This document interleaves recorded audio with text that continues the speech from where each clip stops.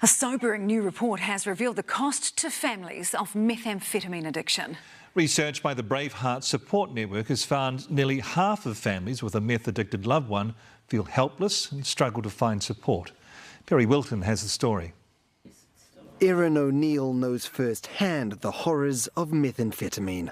Holes punched in your walls, you know, of your beautiful home where you're supposed to feel safe. Her son is now 8 years clean, but her experience getting him there pushed her to start Bravehearts. It's a charity dedicated to supporting families dealing with addiction. I blamed myself. I kept going over and over in my mind, what could I have done differently? We miss you at Christmas time.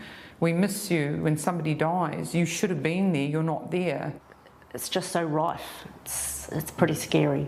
The testimonies of affected families have formed the basis for fresh research from Erin and her team. Many of the families interviewed by Bravehearts were threatened with violence from within their own family. Nearly half felt helpless, struggling to find support when they needed it most.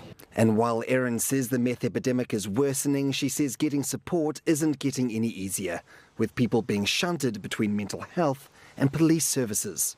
The mental health crisis team will say, is it drug-induced, in which case you need to call the police, but the police shouldn't have to come out for paranoia or psychosis. That's a real concern. Fresh in the job, the country's first ever mental health minister, Matt Ducey, says there's a lot of work to do. We've got a lot of grassroots organisations already delivering valuable work in this space. So what we want to do is make sure we get the money out of Wellington to that front line. So as the mental health minister, I'll be taking some advice. Until we actually start treating addictions as health issues, the whole system requires a considerable reorganisation, to be blunt. Until then, We've got wars going on in our own homes here. it's a long road ahead for those on the front line.